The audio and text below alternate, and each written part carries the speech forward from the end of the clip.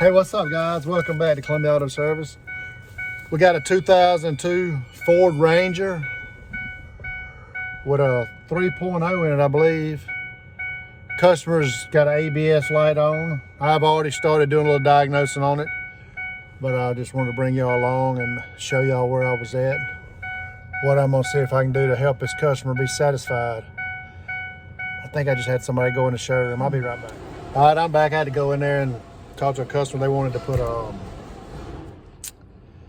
they got a 2007 Lexus with air suspension on. The air suspension's gone out, and it's, I forget what he told me. It was somebody was wanting to charge him to change that out, but he's wanting to convert it just to regular springs. So I found a conversion kit and I got it ordered for him. So anyway, back to the 02 Ranger, the Danger Ranger with an ABS light on. Anyway, it's setting a couple of codes. Let me flip y'all around where y'all can see it. Left front wheel speed sensor and brake pedal input circuit. C1233 and B1485. And the customer is mainly concerned about the ABS light. So I'm gonna check this left front wheel speed sensor and probably get it changed out. And as long as that takes care of his ABS light, he's probably not gonna be worried with that brake pedal sensor, because the brake lights are working. I've already checked and made sure the brake lights are working. So let's see if we can get to that left front wheel speed sensor and see what it looks like.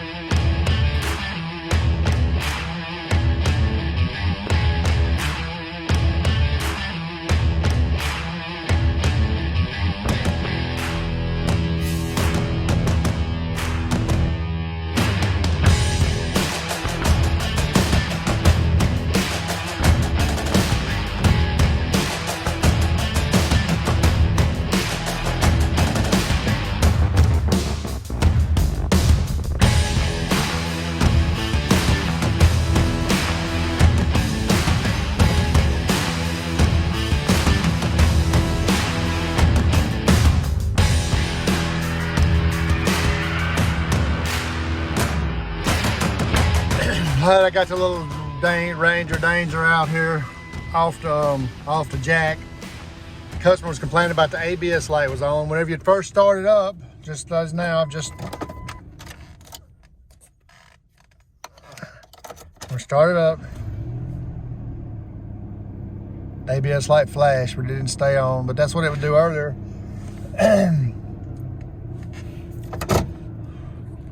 But once you take off down the road, and get the wheels to move, and the left front wasn't reading. And the ABS light would come on. And I had my, I know you didn't see it, I didn't do all this on video earlier, but I had my scan tool on it, and the left front would be 0. Now we're getting reading on the left front. And the light's not coming back on. So I think we took care of a problem for him. I was originally thinking he needed a wheel speed sensor, but when I pulled that wheel speed sensor out, there was a bunch of trash and debris on the end of it. So I cleaned the debris off of that wheel speed sensor, and cleaned the tone rings out inside the hub. And I think it's going to take care of his problem.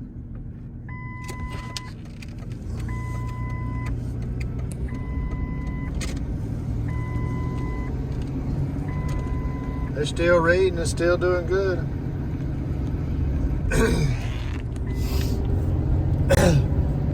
So that's a blessing that we didn't have to end up putting a sensor on it. I thought we were going to have to put a sensor on it. Anyway, a little history on this truck. It's a real good customer of mine's bought it a couple of weeks ago and came in and wanted me to check it over and fix whatever was wrong with it. Well, we found a lot of stuff wrong with it. A lot of front end slack was in it, and I can't remember what all it was. The bill was about $2,200 after it was all said and done. Well, he comes and picks his truck up, and on the way home, the ABS light comes on. You know, I mean, is that what happens all the time when somebody goes to a mechanic shop and they leave and something else happens to it? Oh, they tore my truck up while it was there. They did this just so I'd have to come back. That ain't the way it is. Well, that's not the way it is at my shop anyway.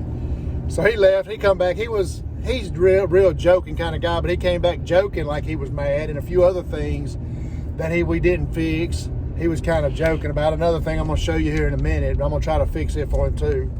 So since we didn't have to use a sensor and the ABS light still isn't on, I think we fixed his problem. So, and normally there would be some labor involved in that, but since he probably already thought we tore it up or did something to it, I'm just gonna let him go with it, not charge him anything for that. But he does have another issue he's concerned about, this oil pressure gauge. This oil pressure gauge is stuck underneath the peg. Let me see if I can show you.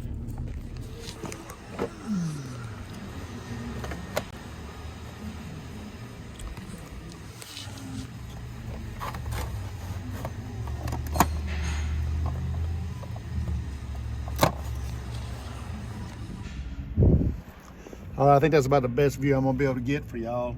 See if this is gonna work or not.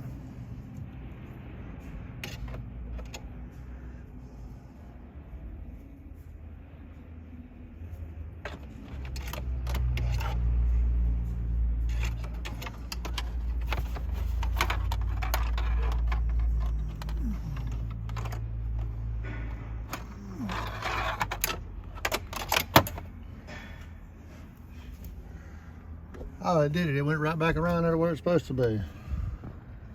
Look at that. It's on top of the notch now. Let's see if it works.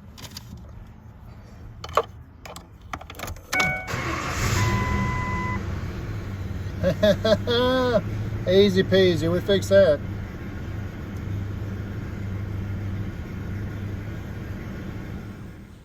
Okay, that's going to be all this video today from Columbia Auto Service. I appreciate you hanging out with me today. But I would really appreciate it if you'd leave me a thumbs up, leave me a comment, and if you're not already subscribed to the channel, go ahead and subscribe to the channel. I'm going to try to start posting more videos each day.